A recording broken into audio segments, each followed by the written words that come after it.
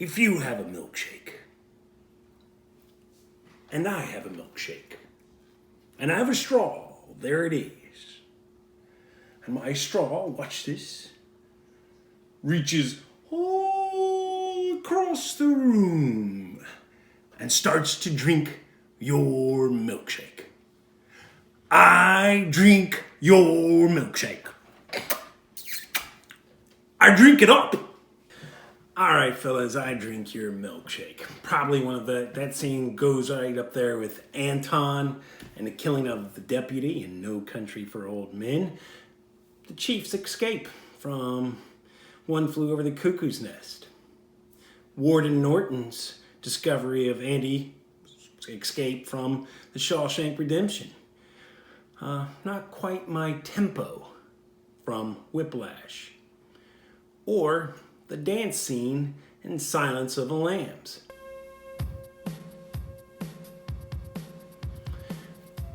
It's one of those memorable moments we've watched in film so far. We will be talking more about that line a little bit later, I drink your milkshake. But first, let's actually taste some oil. That's right, oil.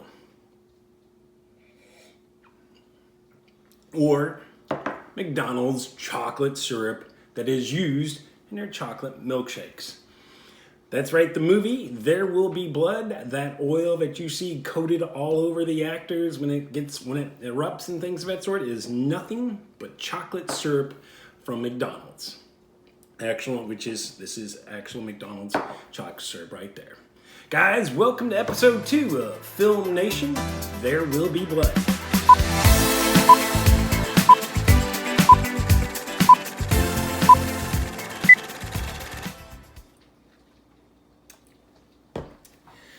There Will Be Blood. My hope is that you enjoyed the 2000 Oscar-winning film. The movie, which won Daniel Day-Lewis his second of 3 Oscars for acting. And additionally, it won Best Cinematography and was nominated for 7 other Oscars, including Best Picture, Best Director, and Best Screenplay. A small bit of trivia. As the film was being made outside the small community of Marfa, Texas, another movie happened to be filming at the exact same time in that small town. That movie had to be delayed on some of their shootings because of the oil rig fire scene. The smoke billowing through the Texas sky interfered with that movie's production. That film that had their interference from There Will Be Blood will turn out to be There Will Be Blood's biggest competitor and most Oscar rival, actually winning the Best Picture. That film is... What's the most you ever lost on a coin toss? Sir? The most you ever lost on a coin toss? I don't know. I couldn't say. Call it. Call it. Yes. For what? Just call it. Well, we need to know what we're calling it. No Country for Old Men, another movie we've already enjoyed this semester. So our film, There Will Be Blood, is rated R, and leaves a lot of people asking questions because the UK gave it an M15 rating. But why in the United States? Why did we give it an R? Was it because of violence?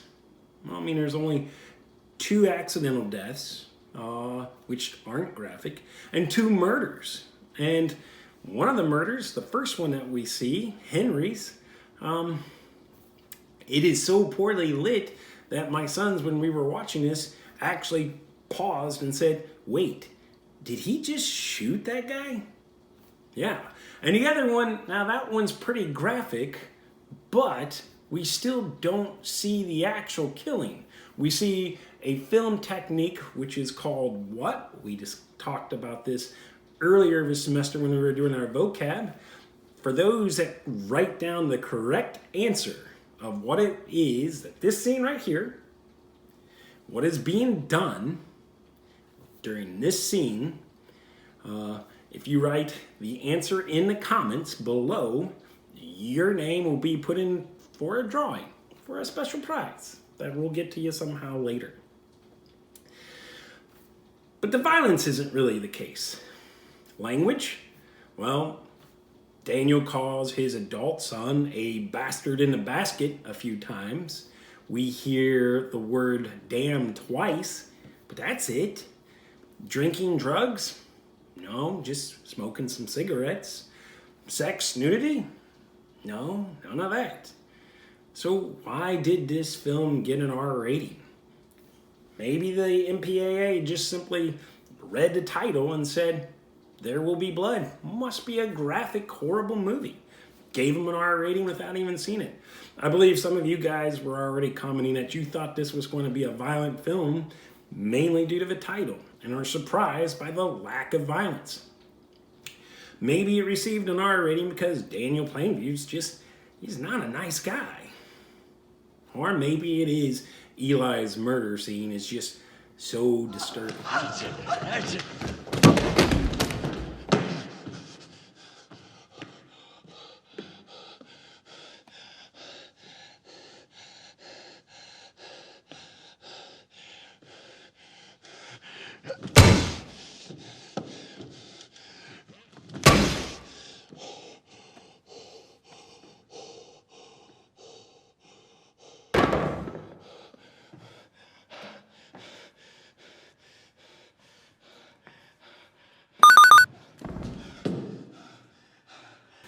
So what are the points that you need to know for this class? Well, first what we're going to talk about is, what is this film about? What makes this movie a piece of beautiful art? What is up with Paul/Eli? And what is the meaning of "I drink your milkshake"? I drink it up. There's a good milkshake too, by the way.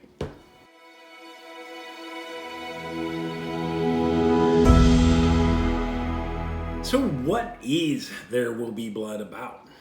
Actually, this is a really powerful story of American history. It's a history lesson of America growing up. It's following the United States at the turn of the early 1900s and going through the early 1920s. Actually, we even see it starting in the late 1800s. But this is a time that America's, for the most part, we're a second power nation. We don't become the superpower we are today until after World War II. But this is our growth spurt. This is when we really begin to grow, is when this movie is done. This is when American industry is taking off. And what is the blood of the industry? Oil. American oil. Oil changed our nation, and Daniel Plainview knows this. He's an oil man. And he's going to be making money from oil, ruthlessly, much like a snake in the grass. What are you looking so miserable about? There's a whole ocean of oil under our feet. No one can get at it except for me. It's also an examination of the capitalism of faith. Eli is a capitalist, but instead of making his money from oil, he makes his money off of the church and the souls that go into the church. Daniel thinks he's a false prophet. Daniel plays upon the naiveness of the people in the community, but Eli plays on their ignorance. And so this is a time frame in which churches are actually starting to grow in the United States, becoming much larger. And to become larger, they need money. Europe had already done this. Go look at those historic early Catholic churches. Notre Dame, for example. That cost money. That money had to come from somewhere, the people. Well, Eli's realizing the churches that he's wanting to build needs money. To be able to travel the world and spread the gospel, it's going to take him money. So Eli is about the faith of capitalism. And writer Paul Thomas Anderson, what is he maybe asking us as a viewer might be is, which character is worse, Daniel or Eli? Your child that you raised, you have abandoned all because he was sick and you have sinned. So say it now. I am a sinner. I am a sinner. Say it louder. I am a sinner. I am a sinner. Louder, Daniel. I am a sinner. I am a sinner. I am sorry, Lord. I am sorry, Lord. I want the blood. I want the blood. You have abandoned your child. I've abandoned my child. I will never backslide. I will never backslide. I was lost, but now I am found. I was lost, but now I'm found. I have abandoned my child. Say it. I abandoned my child. Say it louder. Say it louder. I've abandoned my child! I've abandoned my child! The film, as I mentioned earlier, won an Oscar for Best Cinematography, and it is a beautifully shot movie. Every frame could almost be just a piece of artwork. But there are several things I want you to take note of in this cinematography. A ton of the shots, majority of the shots, actually follow what is called the rule of thirds, in which the way a filmmaker frames, or a photographer frames, what the image will look like. The rule of thirds creates a sense of balance, but also allows for a sense of movement, as you can see in some of these shots right around here. Daniel is also in all of the shots except for two. There are only two small scenes in which Daniel is not a part of. And if you look at them, a lot of times it shows Daniel as a very small man in a very vast landscape. Even when Daniel is at the end of the film and in his house that he had been dreaming of, he's still a very small man now in this very large, empty, vast house. So we have a ability to see, again, you have a small guy in a wide open countryside, or a small lonely guy in a very big empty house. Now, holy crap, take a look at this scene right here. Can you imagine this? That Daniel, from the beginning, in our first introduction of him, snailed his way from his mind all the way to town on his back like that. Whoa. Now, there are a few people that will complain about this movie. Some of the complaints might be, it's 15 minutes before we have any kind of dialogue. It's just a man, in essence, silence for 15 minutes before there's really any dialogue. And finally, when we get to dialogue, it's his "I'm an oil man" speech. But the other big complaint is this. Early on in the film, we're introduced to Paul Sunday, who approaches Daniel, wins Daniel's loyalties and interest, and Daniel gives him money for the information about oil under the Sunday Ranch. Then the next scene, we see Daniel going to the Sunday Ranch with his son, and we're introduced to Eli Sunday, who looks exactly like Paul. Now, there is no reference when we met Paul that there was a brother or anything of that sort. And when they're having dinner, there is no reference of Paul.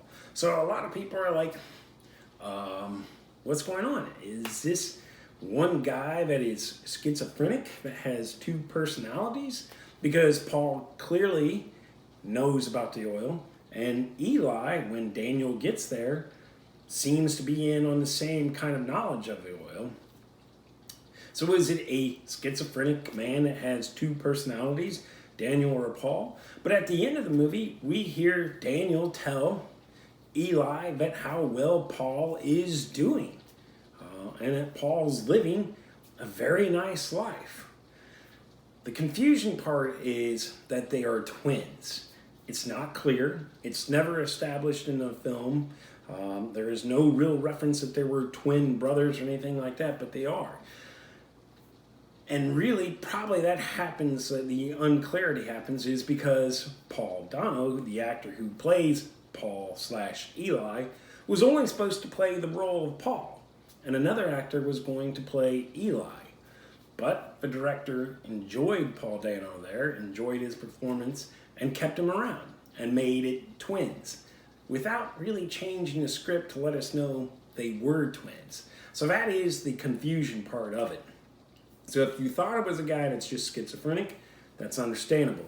If you had no clue what was going on, that part too is understandable. I understand that bit of confusion, but really it is one actor playing identical twin brothers. So I drink your milkshake.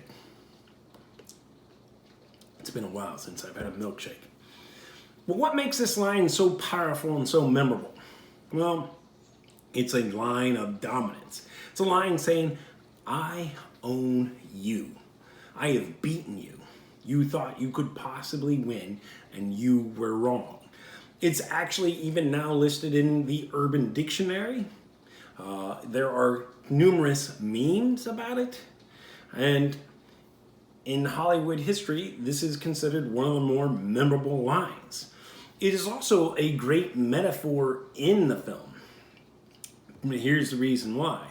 He did drink Eli's milkshake. Now, Eli, as you recall from the scene, doesn't have a milkshake. Let's watch. Where were you? Who was nursing you, poor Eli? One of Bandy's sows? That land has been had. Nothing you can do about it. It's gone. It's had. If you would just take this lease, Daniel. Drainage! Drainage, Eli, you boy. Drain dry. I'm so sorry. If you have a milkshake, and I have a milkshake, and I have a straw, there it is. That's the straw, you see. Watching. My straw reaches across the room and starts to drink your milkshake. I drink your milkshake. I drink it up! Don't bully me, Daniel! Clearly, there is no milkshake in Eli's hand, and Daniel doesn't have a milkshake with him too. So what's the milkshake? The milkshake is the oil. Eli didn't realize that for decades that Daniel had been drilling all around the land, that he was, in essence, drinking up all the oil. So when Eli came with the offer of the Bandy tract, Daniel had already drank it up. He had already taken his straw and drank it all up. And there would be no oil in the Bandy tract, so he didn't need that land. He took his straw and drank it up.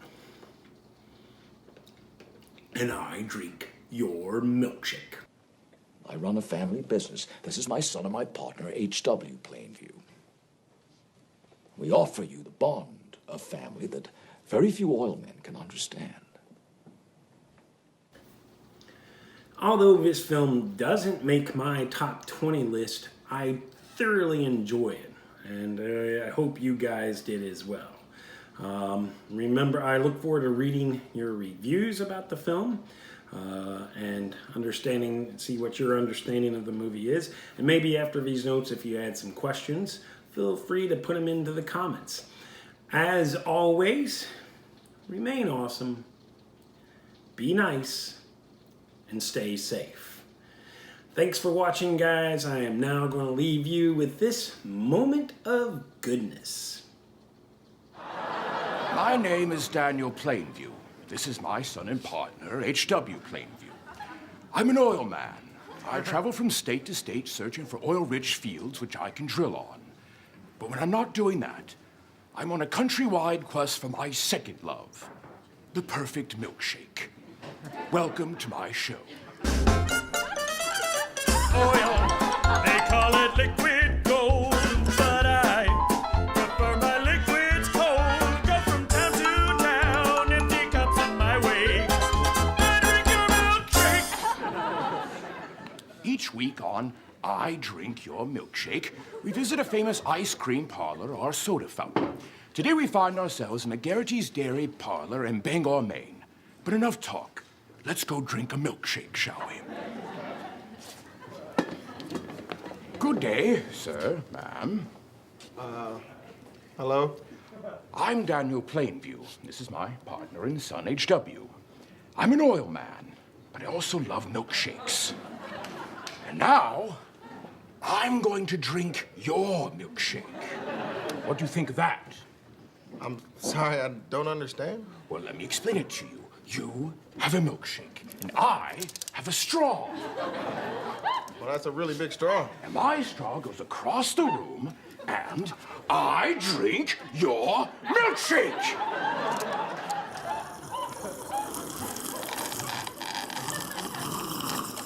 I drink it up! Yeah, well, I have a cold, buddy, so joke's on you. Each week on I Drink Your Milkshake, I'm joined by a special guest. This week, it's my good friend, Mexican businessman and assassin, Anton Sugar. Go from town to town, empty cups in my way.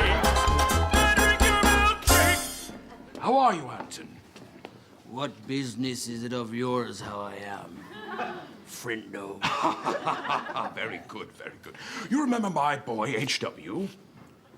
No! No! I've abandoned my child! I've abandoned my boy! I've abandoned my child! Oh, here he is. He's right here. I thought I lost him. Another milkshake. Good day, old man. I'm going to drink your milkshake. No, you're not. Go get your own milkshake. Let me handle this. What's the most you ever lost on a coin flip? Well, I don't know. I couldn't say. Call it. Call it? Yes, For what? just call it. Well, we need to know what we're calling it for here. We better not be calling it for my milkshake.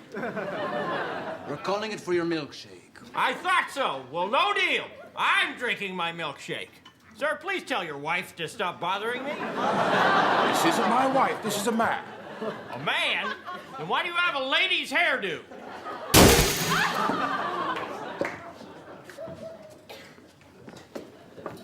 That's all the time we have. Join me next week. We go to the Moo Shop in Kenosha, Wisconsin, with my special guest, a young pregnant girl named Juno. My kudos to whoever shook this shake, Magnum. I'm sorry. Are you speaking English? Where's the bathroom phone, Bonius Jones? I got the urge to purge.